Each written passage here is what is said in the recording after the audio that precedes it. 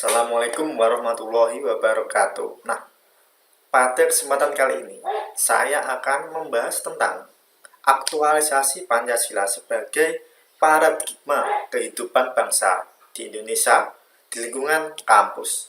Nah, untuk yang pertama saya berterima kasih pada dosen pengampu pada mata kuliah Pendidikan Pancasila yaitu Ibu Ella Susanti. Terima kasih, Bu. Nah, oke, lanjut kita ke materinya.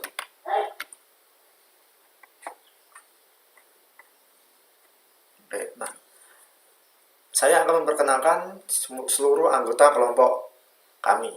Nah, yang pertama Ahmad Abdul Latif, yang kedua ada Hilda Fatihatur Rofiah, yang ketiga ada Luhur Wigi Saputra, dan yang keempat adalah saya sendiri, Tomo Yoga Firmansyah. Nah, lanjut.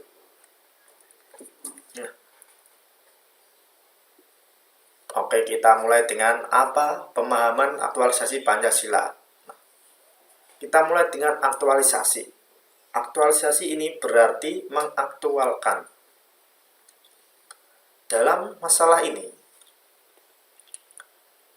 adalah bagaimana sih nilai-nilai Pancasila itu benar-benar dapat tercermin dalam sikap dan perilaku dari seluruh warga negara. Nah, dimulai dari aparatur, pemimpin nasional hingga sampai kepada rakyat biasa. Nah, aktualisasi ini nilai-nilai Pancasila dalam kehidupan masyarakat berbangsa dan bernegara mengharuskan memiliki kondisi dan iklim yang memadai sehingga seluruh lapisan masyarakat yang dapat mencerminkan nilai-nilai Pancasila itu. Lanjut. Nah, dalam pengaktualisasi Pancasila di lingkungan kampus atau perguruan tinggi, kita perlu tahu apa sih Tridharma perguruan tinggi itu. Sesuai dengan tujuan perguruan tinggi, bagaimana yang sudah dinyatakan pada PP nomor 30 tahun 1990 tentang perguruan tinggi, yaitu perguruan tinggi ini bertujuan untuk menyiapkan peserta didik menjadi anggota masyarakat yang berkemampuan atau memiliki kemampuan akademik dan ataupun profesional yang dapat menerapkan, mengembangkan atau menciptakan ilmu pengetahuan teknologi atau kesenian, serta mengembangkan dan menyebarluaskan ilmu pengetahuan.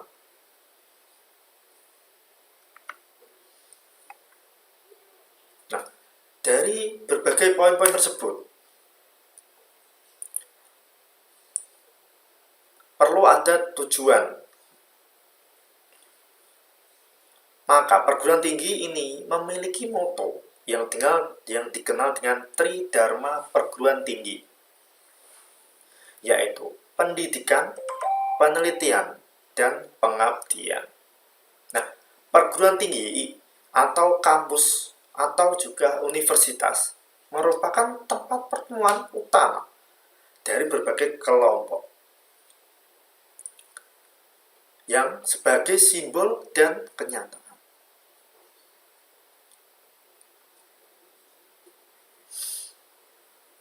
Dan juga perguruan tinggi ini sudah dianggap sebagai lembaga yang paling modern dan pembaruan.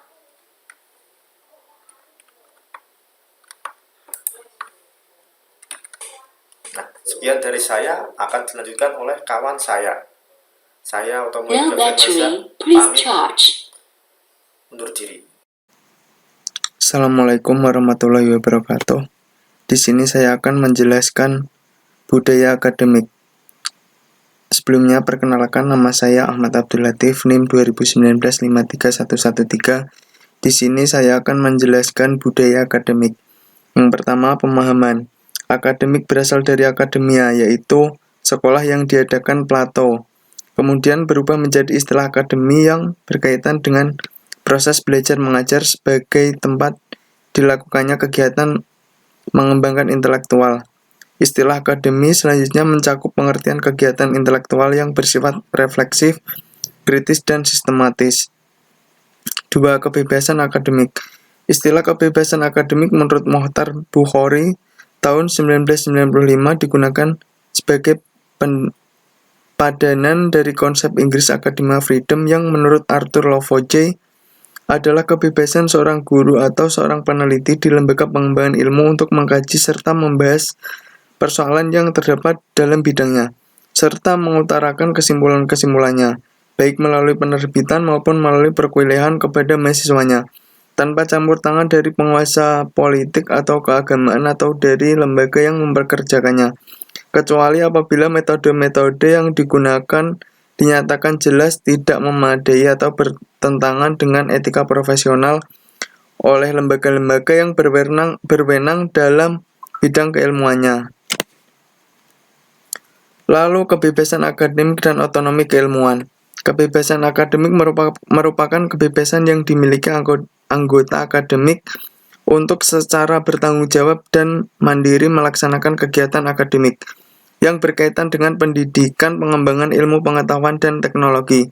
Kebebasan mimbar akademik berlaku sebagai bagian dari kebebasan akademik yang memungkinkan dosen menyampaikan pikiran dan pendapat di perguruan tinggi yang bersangkutan sesuai dengan norma dan kaidah keilmuan. Otonomi keilmuan merupakan kegiatan keilmuan yang berpedoman pada norma dan kaidah keilmuan yang harus ditaati oleh pada anggota sivitas akademik. Aktualisasi Pancasila dalam paradigma di lingkungan kampus. Aktualisasi Pancasila objektif yaitu aktualisasi Pancasila dalam berbagai bidang kehidupan kenegaraan yang meliputi kelembagaan negara antara lain legislatif, eksekutif, maupun yudikatif. Selain itu, juga meliputi bidang-bidang aktualisasi lainnya seperti politik, ekonomi, hukum terutama dalam penjabaran ke dalam undang-undang, GBHN, pertahanan keamanan, pendidikan maupun bidang kenegaraan lainnya. Di sini saya akan meneruskan presentasi dari teman saya. Nama saya Luhur Widi Saputra, NIM 2019 53127. Di sini saya akan mempresentasikan aktualisasi Pancasila. Subjektif adalah aktualisasi Pancasila pada setiap individu terutama dalam aspek moral dalam kaitannya dengan hidup negara dan masyarakat. Aktualisasi yang subjektif tersebut tidak terkecuali baik negara biasa, aparat penyelenggara negara, penguasa negara, terutama kalangan elit politik dalam kegiatan politik perlu mawas diri agar memiliki moral ketuhanan dan kemanusiaan sebagaimana terkandung dalam Pancasila.